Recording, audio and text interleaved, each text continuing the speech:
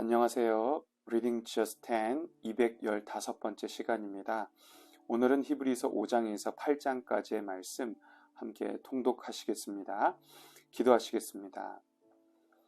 하나님 아버지, 오늘도 우리의 영원한 대제사장 되시는 예수님을 바라봅니다. 생명 주신 예수님, 더 깊이 깨닫는 이 아침 되게 하여 주옵소서. 예수님의 이름으로 기도하옵나이다. 아멘. 오늘 우리가 읽을 본문은 예수님을 우리의 유일한 대제사장으로 표현하고 있습니다. 본문이 포함되어 있는 4장 14절에서 7장 28절까지는 구약과 신약을 연결하면서 그리스도의 우월성에 대해서 변증하고 있죠. 특히 그것을 변증하기 위해서 천사, 모세, 레위 제사장 및 동물 희생 제사 등과 차례로 비교하고 있는데, 우리가 오늘 읽을 본문에는 레위 제사장들과의 비교를 통해 대제사장으로서의 그리스도의 우월성을 변증하고 있습니다. 그러면 예수 그리스도의 대제사장으로서의 우월성을 중심으로 각 장을 살펴봅니다. 먼저 5장 1절에서 10절까지는 아론 후손의 대제사장직과 그리스도의 대제사장직의 공통점 및 근본적인 차이를 밝히고 있습니다.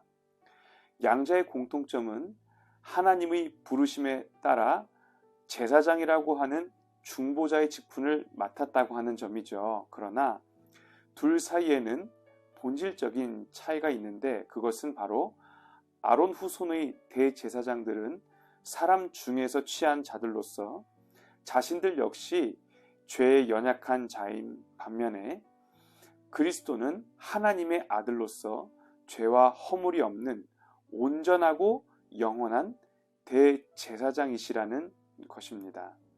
7장은 5장 1절에서 10절까지에서 제기한 주제를 다시 언급하고 있는데, 레위 제사장들과 멜기세덱의 반차를 따른 그리스도에 대해서 좀 더 상세한 비교를 제시합니다.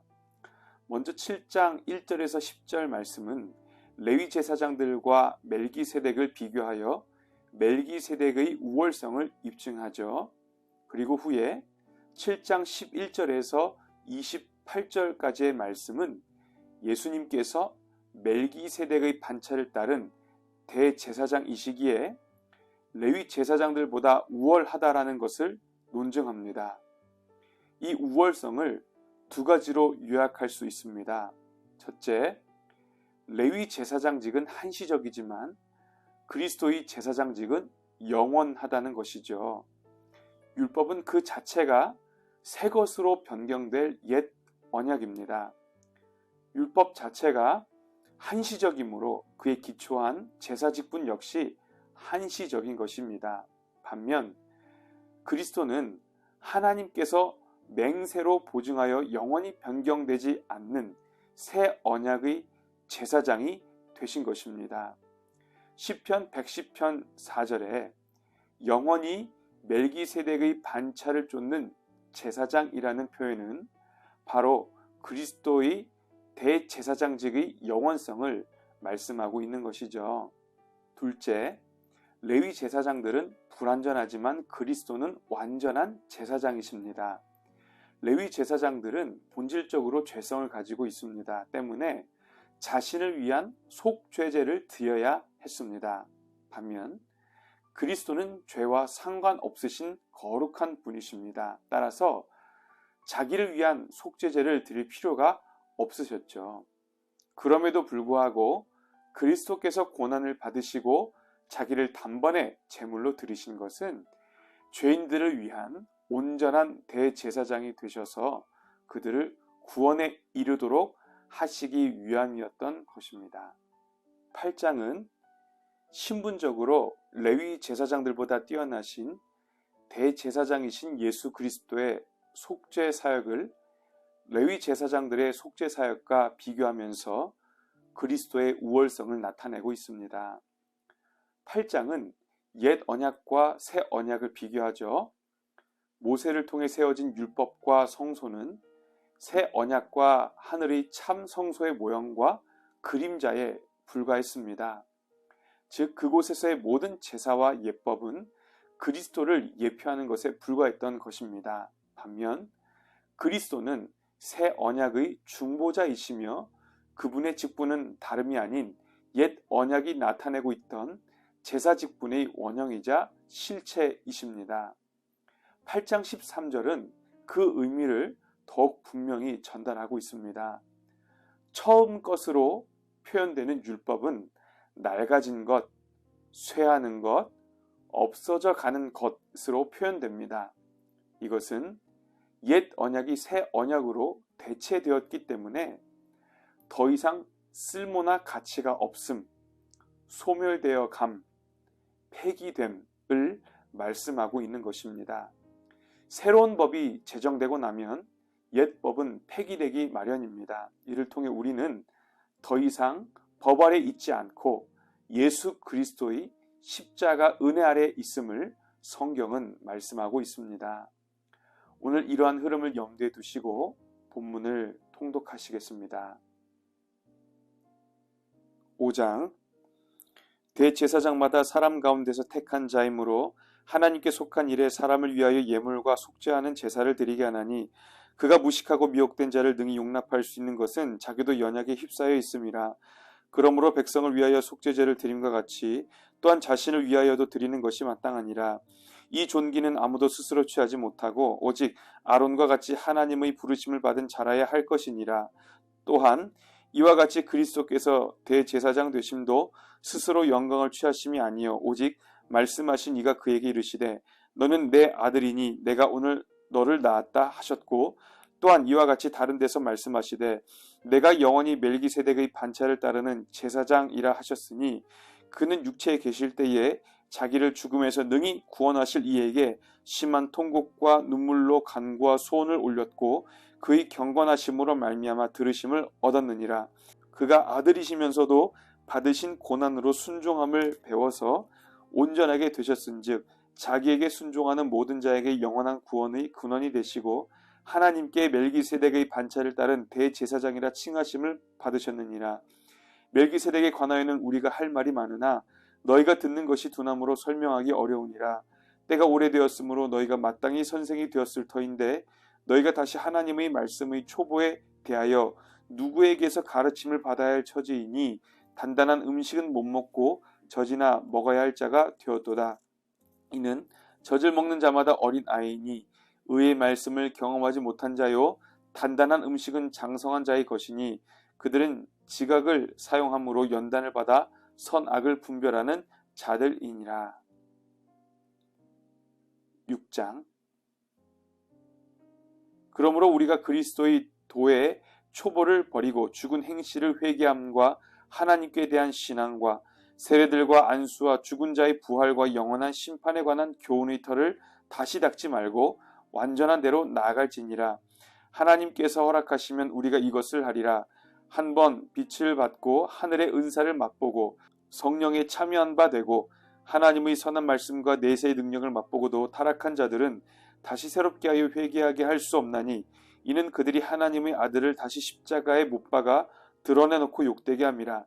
땅이 그 위에 자주 내리는 비를 흡수하여 밭 가는 자들이 쓰기에 합당한 채소를 내면 하나님께 복을 받고 만일 가시와 엉겅퀴를 내면 버림을 당하고 저주함에 가까워 그 마지막은 불사름이 되리라. 사랑하는 자들아 우리가 이같이 말하나 너에게는 이보다 더 좋은 것 곧 구원에 속한 것이 있음을 확신하노라.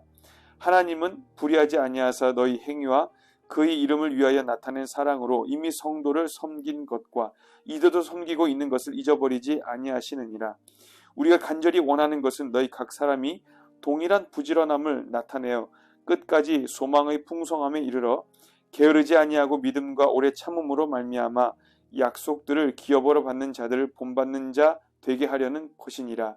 하나님이 아브라함에게 약속하실 때에 가리켜 맹세할 자가 자기보다 더 큰 이가 없으므로 자기를 가리켜 맹세하여 이르시되 내가 반드시 너에게 복주고 복주며 너를 번성하게 하고 번성하게 하리라 하셨더니 그가 이같이 오래 참아 약속을 받았느니라. 사람들은 자기보다 더 큰 자를 가리켜 맹세하나니 맹세는 그들이 다투는 모든 일이 최후 확정이니라. 하나님은 약속을 기업으로 받는 자들에게 그 뜻이 변하지 아니함을 충분히 나타내시려고 그 일을 맹세로 보증하셨나니 이는 하나님이 거짓말을 하실 수 없는 이 두 가지 변하지 못할 사실로 말미암아 앞에 있는 소망을 얻으려고 피난처를 찾은 우리에게 큰 안위를 받게 하려 하심이라. 우리가 이 소망을 가지고 있는 것은 영혼의 닷 같아서 튼튼하고 견고하여 휘장 안에 들어가나니 그리로 앞서가신 예수께서 멜기세덱의 반차를 따라 영원히 대제사장이 되어 우리를 위하여 들어가셨느니라. 7장. 이 멜기세덱은 살렘 왕이요 지극히 높으신 하나님의 제사장이라. 여러 왕을 쳐서 죽이고 돌아오는 아브라함을 만나 복을 빈 자라. 아브라함이 모든 것의 10분의 1을 그에게 나누어 주니라.